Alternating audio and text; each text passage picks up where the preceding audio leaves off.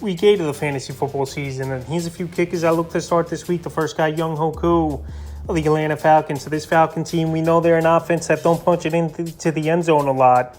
Even though Younghoe Koo, it's been an up and down season the last few weeks here for Koo. Week 5 versus Houston 7, Week 6 versus Washington 5, and Week 7 at Tampa Bay 13. So a good game and a game-winning field goal towards the end of that one to beat the Tampa Bay Bucs. So right now, a good matchup of the Titans that are bend but don't break type of defense, especially at home. And they give up the third most fantasy points to kickers on the season. So like I said, this team has trouble punching it in the end zone is the red zone is this Atlanta Falcon team. And Younghoe Koo, we know he's an accurate kicker. I know his games have been better indoors for the most part throughout his career than it has outdoors. But as long as the weather conditions are good and he's going to get opportunities, I like Koo as a start this week. Next start, Evan McPherson of the Cincinnati Bengals. Evan McPherson, we know he's got one of the biggest boots in all pro football. And he's a kicker that could put up fantasy points at a big margin at times. So right now this season, he's had a couple monster games with a 12-point fantasy day, Week 5 at Arizona, and going back to Week 3, 19 fantasy points versus the Rams. So right now, coming off the bye week, and he's out there still in a decent amount of fantasy leagues,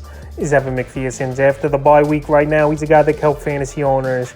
He's got a matchup with the San Francisco 49ers, where we know they're one of the best defenses in the league, where they've been but don't break as well, and you got to fight to find the end zone versus Niner team. So right now, I think McPherson in this one will have 2 or 3 opportunities, few extra points, and right now he's definitely a kicker you're going to want to start the rest of the way, and this Bengal offense is getting healthy, and they're going to start scoring the football, at least getting in field goal range more as well. So McPherson to start this week. The next start, Jake Elliott of the Philadelphia Eagles. So Jake Elliott on a high-powered offense, and he's been getting a lot of opportunities this season. 5 games out of the first 7 with double-digit fantasy points, and a great matchup here in Week 8 at the Washington Commanders that give up the most fantasy points to kickers on the year. So Elliott's had his best game of the season going back to Week 4 versus Commander team on Thursday Night Football, where he had 18 fantasy points in that game. So right now, the opportunity's always there. I know this Eagle team in the red zone, they're one of the best teams in converting and finding the end zone. But right now,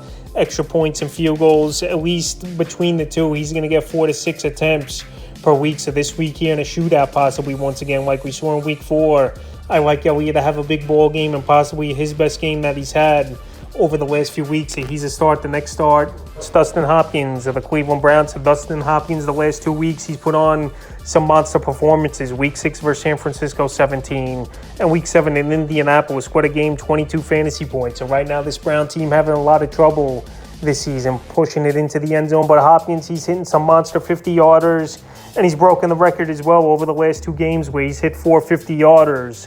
Is Dustin Hopkins. So right now, this week here at Seattle, the 12th man, we know they're pretty stout defense for the most part this season, but it's pretty good kicking environment over there. So Dustin Hopkins, like I said, still out there in tons of fantasy leagues. He's got a monster boot with 39 fantasy points in the last 2 weeks. And this is an offense that can't punch it in the end zone, with Nick Chubb out, where he was the finisher at the goal line and found the end zone. And also, as well, with Deshaun Watson, who knows if he's going to play once again in this one, where he left in Week 7 with the shoulder injury versus Indianapolis. So with all these factors and Hopkins getting opportunities and amongst the league leaders in fantasy points at the kicker position, he's definitely a start this week. And the 5th and final kicker I have as a start, Jason Sanders of the Miami Dolphins. So this Dolphin team, tough loss, no doubt about it, in that one for them at the Philadelphia Eagles in Week 7, but Sanders did finish with 6 fantasy points, which is a decent ball game. But the last 3 weeks, numbers have definitely gone down here for Sanders. But this week, a good matchup